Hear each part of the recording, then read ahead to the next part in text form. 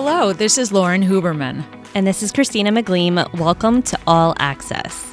Thank you for joining us today for our episode on service animals. Through this conversation today, we're going to learn a little bit of information about service animals and get to talk to some people who are service animal handlers.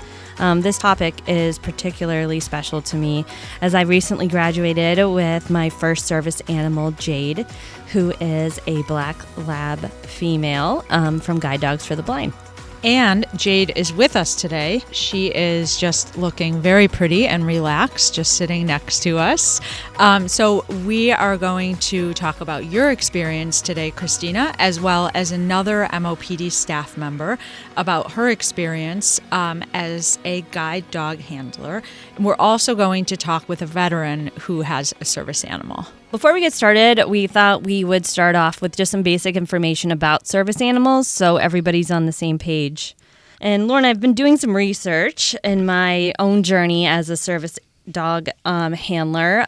Do you have any idea on how many people in the United States actually have a service animal? I do not. Tell us. There are 500,000 people in the United States who have a service animal. These dogs have been traced back to the 1200s. There's been paintings discovered from that time of people drawing individuals being guided by dogs.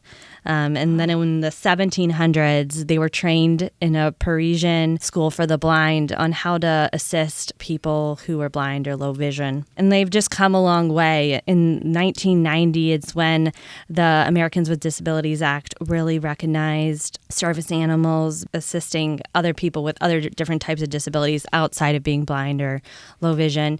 But I think that we saw the most service animals right after World War I when individuals came back from war, and it'll be really interesting to hear from our veteran today, as we know that he'll add a lot to this conversation. Definitely.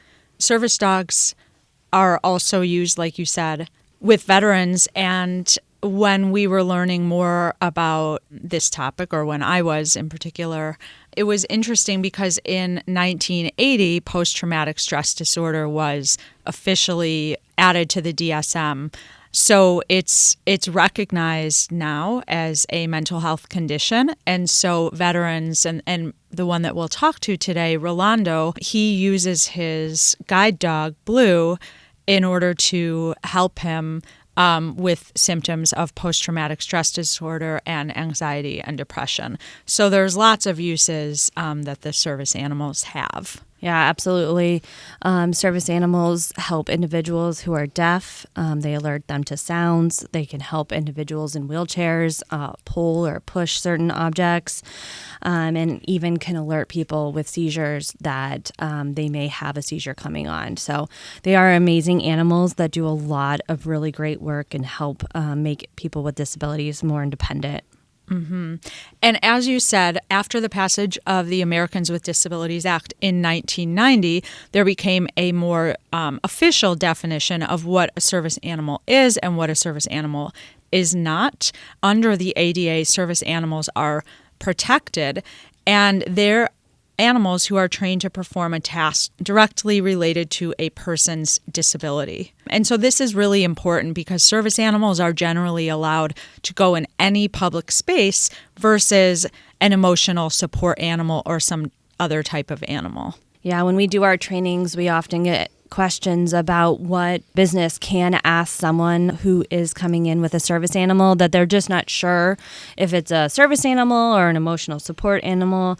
So it's just important to point out that businesses or establishments are allowed to ask individuals two questions. Those questions are, is the dog required due to a disability? And what tasks is the dog trained to perform?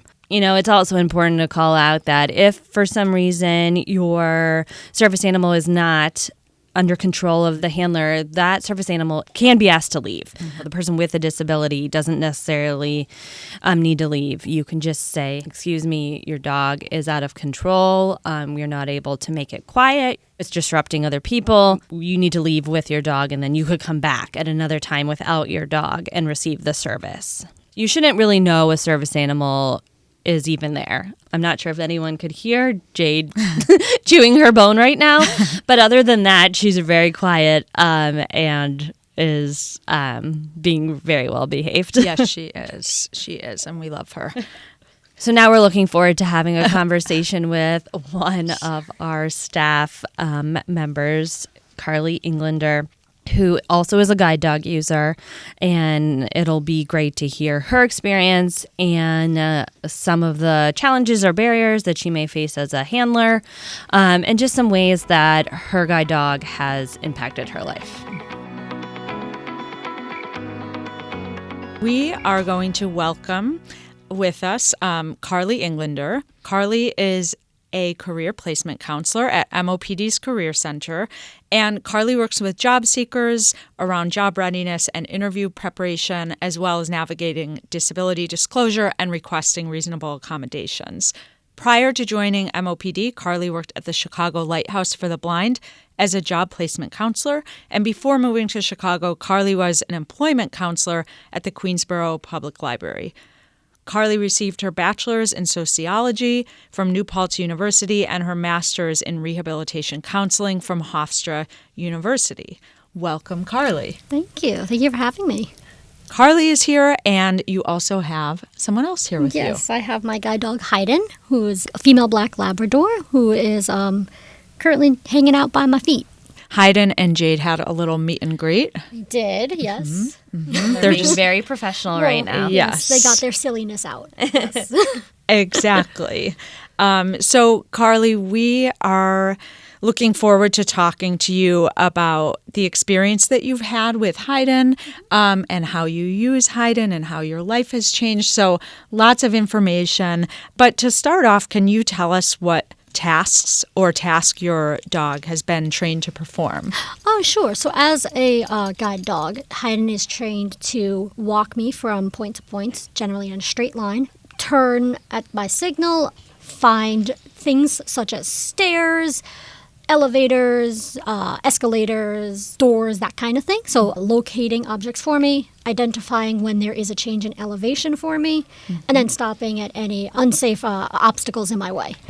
So, Carly, how long have you had Hiden? I graduated from the Guide Dog Foundation in February of 2023, so 6 months. And so today, obviously, you know, we're talking to Christina as well, who uses Jade for a similar reason. But Christina, when did you get Jade? I actually graduated on Saturday, August 19th, so not too long ago, with Jade from Guide Dogs for the Blind in San Rafael, California. So it was an amazing experience, and Jade and I have had a fun couple days together, getting used to the Chicago heat, as well as work, the train, and my two little ones at home. How has the adjustment been, like, for each of you? I mean, it's definitely been an adjustment. I went from having just a cat, an elderly cat at that, he's 16, to now I have a 2-year-old Labrador. So she has a lot more energy than he does. So there's a big adjustment both at home, like, you know, in my relaxing time, and then going to and from work, and then being at work with a dog. It's a whole new life experience. Yes. I would imagine. And what about for you, Christina? Yeah, it's definitely been an adjustment. Like I said, I have two little ones, so this is another being that also needs taken care of. I mean, she does a lot of amazing things for me and really helps my independence, but is also very reliant on me for her care. So it is a big commitment to make, but it's definitely been worth it. She is licking me right now. She's like, thanks, Mommy. It's only been a few days. So, you know, navigating some things like the CTA and work. I'm just curious, for each of you, this is your first time having a service animal or a guide dog, correct? Yes, correct. Why did you decide to get one? I was born blind, so I've known about guide dogs for quite some time, and for a while I liked the anonymity that the cane provided to me. I could fold it up and put it away when I didn't need it, and that was kind of a nice experience. But as time got on and I got older, it was nice to have the idea of having like another being there to assist. A cane is like an obstacle detector. So you use the cane, you find the obstacle, and then you can avoid it. Whereas a dog just avoids the obstacle altogether. Do you think that people react differently to you? One thing that we kind of talked about at training was how when you're using a cane, a lot of times you're almost like invisible, or people kind of just get out of your way. It's like, oh, make way for this person with a cane. I think it just comes from, lack of awareness or just not wanting to be in the way, of someone. But with a guide dog, it's kind of like the opposite. Like, unless you're allergic or have a fear, that people are more drawn to you. So there is kind of that adjustment period that I think some people go through who were really big cane users, who went from kind of being someone that people didn't pay a lot of attention to or tried to just let them do their thing, to now having this really cute, fun like mobility device with them. So I think it could be a lot for people in some ways, and adjusting to that, could be hard for some people. The dogs go through a lot of training, but you both also went through a lot of training. Can you talk a little bit about what the training was like for each of you? So I'll say it's pretty intense. Yeah. They have to do everything correctly 100% of the time.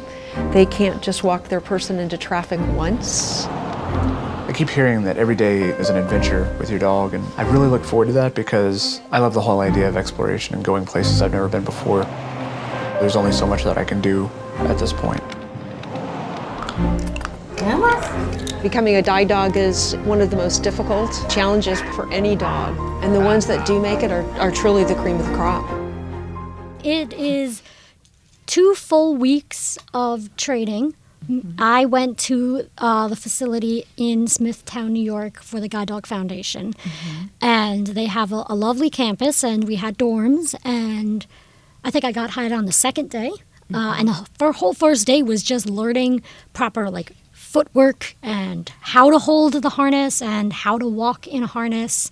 That whole first day was that. Once I got Hiden, we started to actually work together. But I think we were up by 6:30. Most days we were going and weren't stopping until sometime 6, 7 in the evening, something like that. So it was like full days. Full day, and walking the whole time. My trainer told me to wear comfortable shoes. Yes. I brought 2 different pairs of shoes to California, and I would switch them out over lunchtime, so I didn't get too used to anything. But I think that as you get older, there's less times where you're challenged physically, mentally, and emotionally all at the same time. I think you walk into those situations thinking like, oh, this can't be that hard. Like, this just can't be that difficult. But it is. I was really lucky to have an amazing instructor and a lot of support from the school, as I know Carly did too. And that just goes a really long way. I think they know how important it is for you to be feeling comfortable so you can relay that message to the dog. But there's just a lot that goes into it. You leave your family and you leave your work, to go do something for you that in turn will benefit, work and family. But I think that it was definitely a challenge. It's interesting because the dogs, both Hiden and Jade, spend all day with you.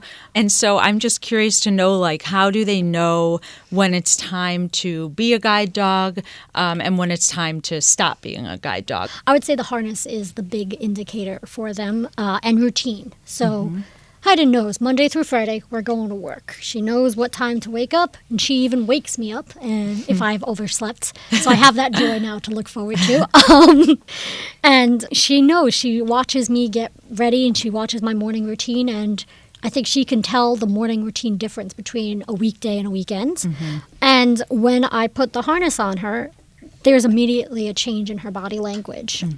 And she knows it's time to work now. So that is definitely an indicator. She also knows our office at this point. So I can kind of tell when I'm on the train and we're getting off the pink line and walking down Polk, and you could tell she picks up her pace, and she's like, oh, we're going to work this time. Okay. And she just kind of knows where she's going. Yeah. Because after 6 months, she's learned the route. Yeah. So the harness is a big indicator, and that's also a great indicator for the public with the idea of if the harness is on, we'd ask that you don't, interact with the dog. Try not to pet the dog, like Christina was saying. Don't try not to talk to the dog, anything you could do to not distract them. Whereas when the harness is off, she knows that it's kind of playtime. It's time to be a dog and have a little bit more relaxation. I think it's the commands we use too, because there are different commands that you use when the dog is in harness versus when they're not. What was the process like, and were there out-of-pocket expenses? Well, you start with putting in just like an online application at the school you're interested in, and then that's processed, and then a couple weeks later, someone called me. We had a phone interview, and I was asked to get a whole bunch of documents signed by various doctors and family members and support people and all that kind of stuff. So the whole process of actually getting, registered with the school and then being on the wait list, I think was a couple of months, maybe 9, 10 months, something like that. There was no expense on my end to fly out to New York or to stay at the facility. Everything like that was covered. They flew me there and they flew me home. Any expense at this point, yes, I have to pay for. So her veterinary bills, her grooming appointments, all the toys that she loves to destroy, and anything like that, like your beds, little booties for her feet, all that kind of stuff is out of pocket for me. Okay.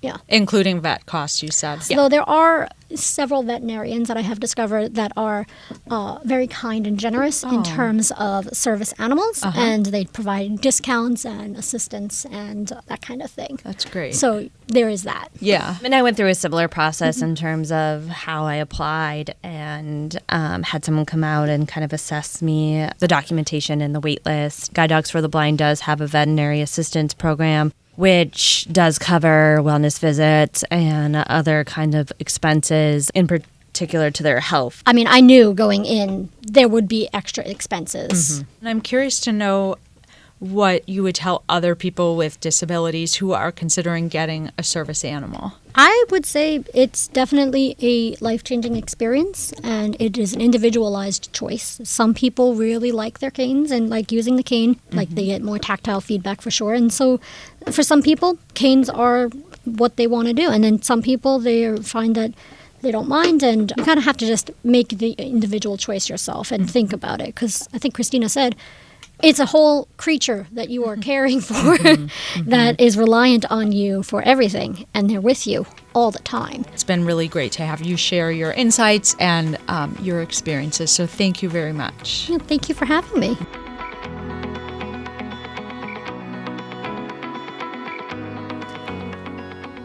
We're going to switch gears a little bit. We're still going to be discussing service animals, but we have with us today a veteran, Rolando Zavala. And so we're going to talk a little bit about service animals for veterans and how those service animals are helpful for any kinds of residual symptoms for time in service. So this could include things like post-traumatic stress disorder, anxiety, and depression.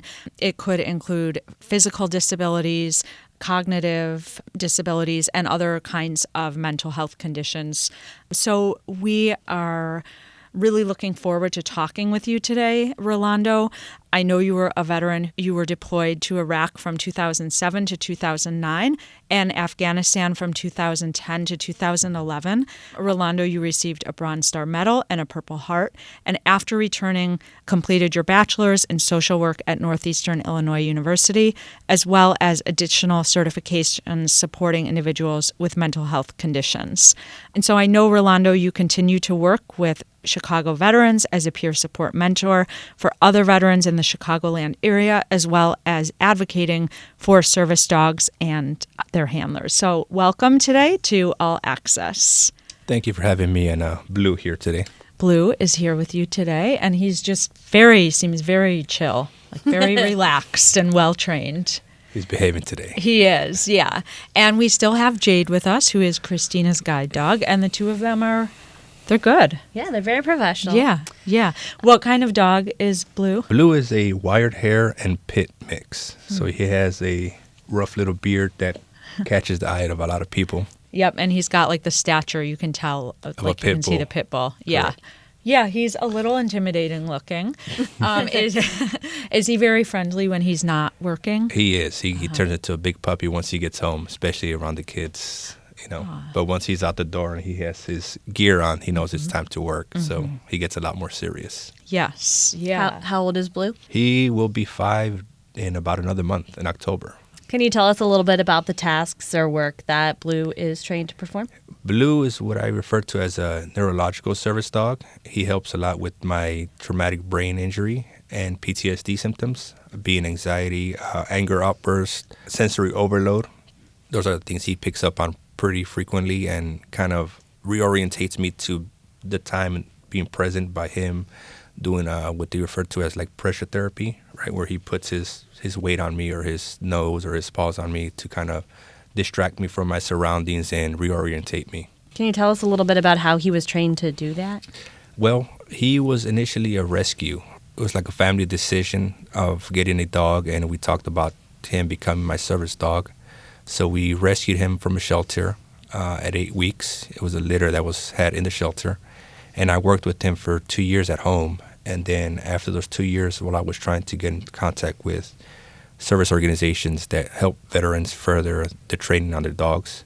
And I was lucky enough to connect with Canine for Veterans, a great service organization that helps train dogs to help the veterans with the residual symptoms. So the organization then helped to train Blue. Correct. They helped to solidify the training and give me more pointers on how to effectively communicate with him. Then they fully vested him as a service dog approximately a year, maybe 2 ago. And he's been amazing ever since. Was it a difficult process to have Blue designated as a service animal, like as a veteran, for example? What was that like? During my research and training, I came to understand that there is no official capacity or certification for service dogs. It is just continued training. So the service dogs could be owner trained themselves as long as they meet certain criteria. One of the biggest ones is having full control of them, such as Blue is right now. But it always helps to connect with an organization because it helps solidify or clarify the training or validate the training.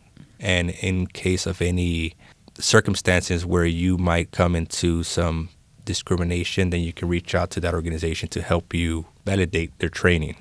But again, there is no official certification needed or established for service dogs. Interesting.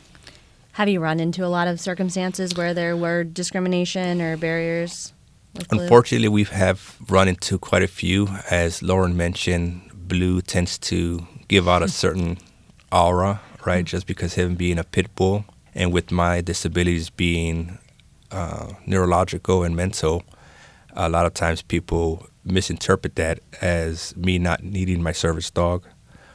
And also the establishments, schools, whatever they may be, being uninformed or misinformed on, again, the ADA regulations that are federal guidelines that protect the service handler and the service animal.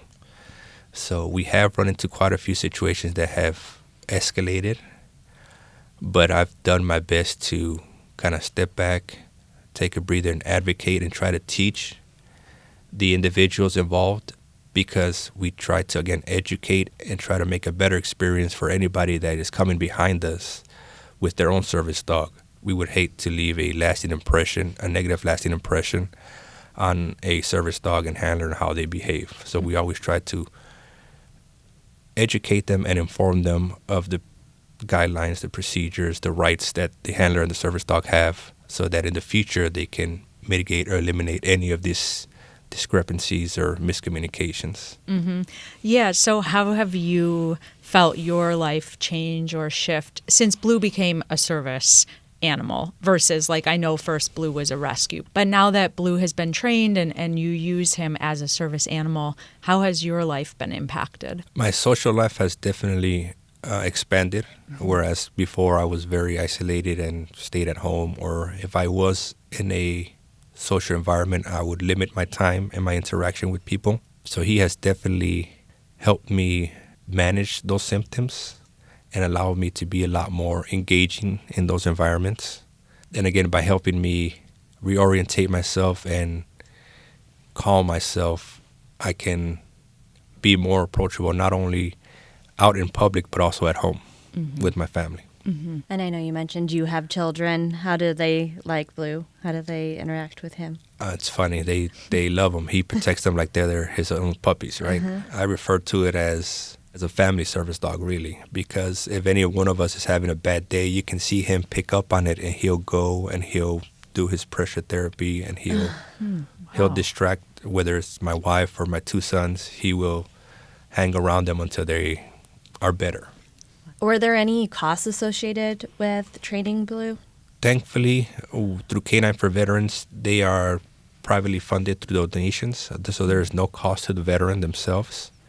The way they work is if the veteran has a dog at home that they would like to assess to see if it's a perfect fit for the program, then they meet with the trainers and the owners of the organization, and they evaluate the dog to see if it's a perfect fit for the program. Rolando, when we were preparing for today and talking to you and having this conversation, I learned that in 2021, the PAWS Act was signed into law. And so I had never known about this, but essentially the Veterans Affairs is mandated to study the impacts of service animals on veterans for 5 years. And of course, it's only been a couple of years, but already the evidence is that how much it helps veterans who are suffering from some of the symptoms that we talked about: anxiety and depression, bipolar disorder, PTSD, traumatic brain injury. So I was just curious if you knew about that legislation, or if that was a big deal, or just kind of how that's impacted you at all. In the veteran network, it is a big deal. Again, a lot of veterans already knew the effectiveness, and this cohort of veterans is seeking a lot of alternative therapeutic approaches over more medication or over medication, right?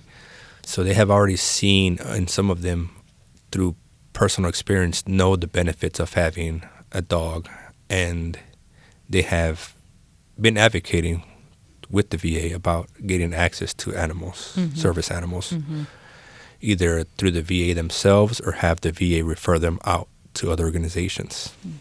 So it's a huge win for the veteran community. Yeah, definitely. And that's one of the big misconceptions that is being brought forward by the veteran community, right? Advocating for themselves, which empowers them to take control of their health and their progress, and letting their doctors and the community know what is working for them. And the best we can do is support them and understand them, right? Because we're not in that person's shoes. So we can't really tell that person what would help them because we're not that person.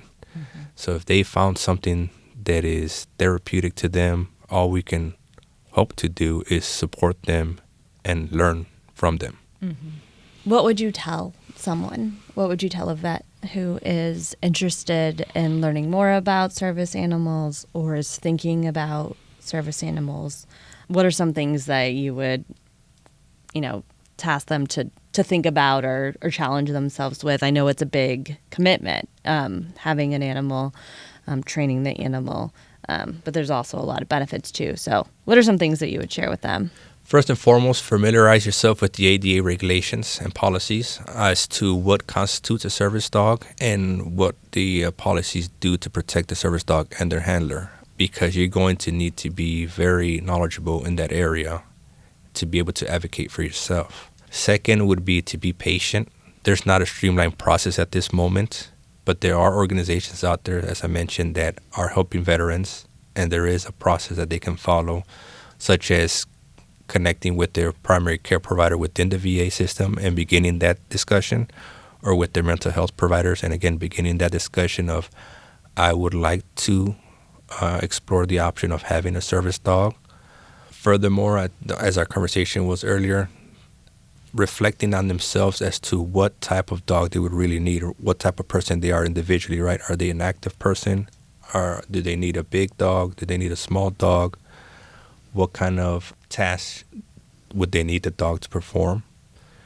To have these things, in a sense, written down so they can review them for themselves a little bit further and understand exactly what their needs are.